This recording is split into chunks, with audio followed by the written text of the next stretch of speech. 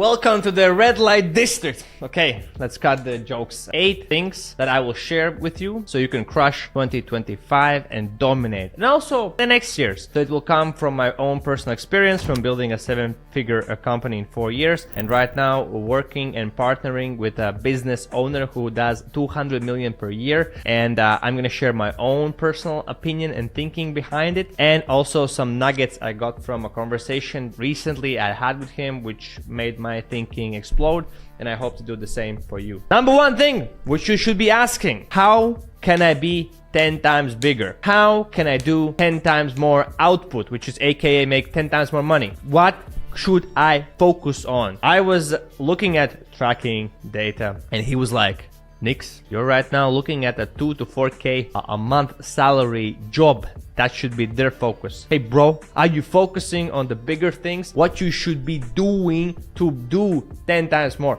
Or could the company be 10 times bigger? And the question he asked me, hey Nix, 4 years in business, how many years have you lost money? So the business didn't make any profit at the end of the year. Okay, you maybe pay the salary to yourself as the CEO because you're kind of working in the company. And I said, like, never. The company has never lost money. Basically, maybe we had 1 or 2 months where we lost money. There was COVID or something like that. And he was like, that's the reality. You're not being aggressive enough. You're not risking enough, because you could achieve that outcome which you're looking to hit in the next year. Don't take 3, 5, 4, 6, 7, 8, 9 years to do it. But be more aggressive, think bigger, and think where your focus should be going at. What could get you to the 10x level? What are those activities you should be doing? Second thing is raise your minimal standard of execution. And I don't mean like you flossing your teeth 2 times or, brushing your teeth really well. No, I mean like minimum standard of execution. Meaning how many tasks, how many things, what is the minimum thing you will do per day, per week, per month, depending on what you're doing. But the minimum standard. I hear this all the time. Raise your standards, raise your standards. It's very,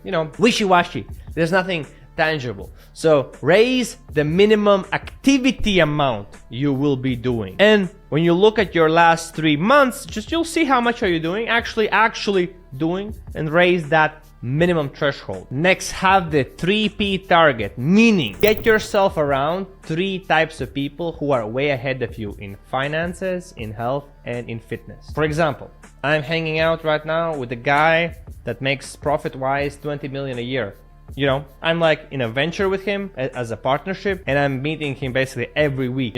That's how I'm being around it. And also I have a YouTube channel, a Latvian YouTube channel, where I interview and meet all the time people doing 1 million to the biggest one was like, I think 300 million per year company wise, like that amount of revenue. Oh no, sorry, 2 billion was the biggest, 2 billion. But he wasn't the owner, he was the manager of that company. Basically that was one of the Latvian's biggest companies, or top Latvian company in revenue wise in the whole country. So I'm meeting these people, like I know I'm getting around there. For health, I got a guy who's like super healthy, vegan, cleans his body all the time. Then I have my other friend Christians, who's like a fitness guy, 105 kilos, leaner than me, 6-pack, shredded. And I'm like with that guy training. He's my like we're training together, mixing. Have a target of 3 P's for yourself. Have those people be ahead of you. And also remember, they want to get something out of that relationship, right? So you need to bring value to the table. Just remember that. Very important. Next principle, the 5P process. What is this? Next principle, the 5P cadence. So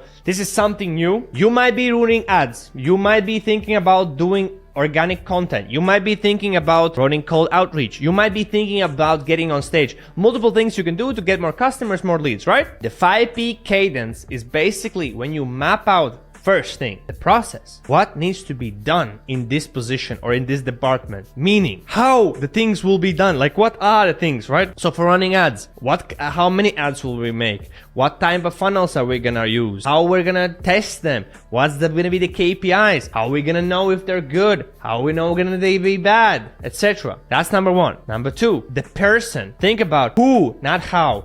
Who can do this? What is the person? What is their skill level? What is their experience? Who are they as a soft skills, hard skills, etc. The who. Number 3, write a scorecard so you can check the result weekly, like a scorecard. Let me give you an example. Scorecard could have like amount of leads. Set a target for a week, per month, and just look at that number weekly and make sure that person, the person does it, the scorecard. And or for example, we have a scorecard for cost per acquisition, like how much are we paying per new customer in this new channel. Have that specifically right in that thing there. Or cost per meeting for some companies. It can change, right? But write in the score. Number 4, this is something that nobody talks about. Agree with the person and then write it in the process that it should be a testing, there should be a testing cadence. How many things are you testing per week, per month, or per day, depending on the thing you're doing, right? So for DM outreach, for example, sending DMs to people who like, follow, or comment on some of your reels or posts or etc. or stories, we have a testing cadence of 100. So we say to, hey, 2 times a month, I want you to run a test. Like this is the opening hook you're using, the first message you're sending to a new prospect. I want you to send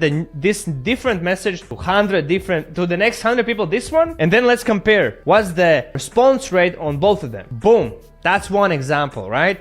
Build this in the process. And number 5, lastly, for everything you do, is it paid ads? Is it cold outreach? Is it content? You should always link it back to how much am I paying per new customer. And also put in the ad spend plus salary plus maybe tools. Divide that per new customers that got from that source. And that will give you the cost per new client. Because you might say, organic content, every client is free. Bullshit. It's not free. You spend your own time, put an amount of money on your own time. How much are you worth right now? How much your time is worth? Divide that by the amount of customers you get. Boom, you're gonna have a number. And then when you, because sometimes it can be like you're doing stuff like, for example, I'm also doing the content, right? I am doing the content, right? So for example, then you will know, okay, who do I need to hire who can replace me in that position to do this thing? So those were the 5P cadence process I would love you to think about. Next, retrospect more quickly and sooner. I was thinking about this. So I got myself a Tony Robbins coach, and the first thing they kind of asked me to do was reflect on my last year. So like what happened the year. And when I was reflecting, I noticed one funny thing happening. I was like, shit, Nix, you could do way more. Like this is not enough. The accomplishments were like, for some people it could be like, wow, but for me specifically it was like not so much. And it got me thinking, oh shit, why am I doing this now? Why didn't I do it every month or every 3 months? Like precisely looking back at it, reflecting, like really looking at it, like spending maybe 2 hours thinking. Because you know what? Your time will go spread out all the places, because you let people do that. Most of us do.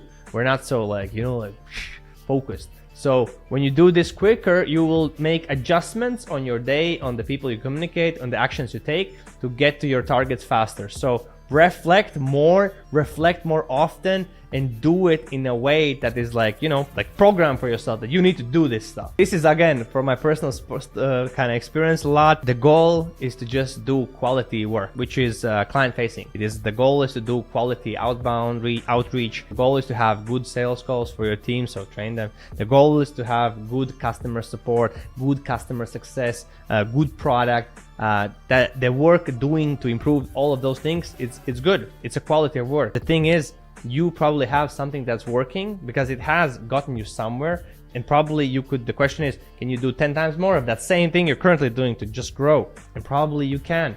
And what I see, and it happens to me also all the time, is I look at online, right? I see stuff, I see what other people doing, and I get distracted and thinking that the grass is greener, it's gonna be different. This thing, wow, yeah, this is the thing missing. Most times it's definitely not. It could be, but most times it's definitely not. Because if you focus on the thing you're currently doing, you could probably do way better. And the question I ask myself now is, am I truly maximizing what I'm currently doing? And do I truly have more capacity to do something new, different? Because that will take mental time, like effort, a lot of effort, rather than just doubling down, tripling down on the thing you're currently doing, right? The last two, get light. Get light. Cut out the people. Cut out your apps. Cut out your computers. Cut out the phones you have. Maybe you have multiple phones. Cut off. Get light. It's time for you to let loose. Let go. Let go. You don't need to respond to everybody. You don't need to be everywhere. You don't need to interact with everybody. It is okay. It is okay. You know what? because nobody cares. And probably you will also not care after like probably 1 month about somebody thinking something or saying something or comments. Get loose, get rid of that stuff. And lastly, it is okay if you do not know what's the best step for you. It is okay. It is okay. It is okay. Just remember that. Just take the step. But don't think about it. Is it okay? Is it the right move? Wrong move? Is this gonna be the best thing? Because it is okay not knowing. It is okay, the uncertainty. You know, just embrace it and just let go. So stay sharp, make a move, have an amazing year, crush it. Love to see you win. Let's go.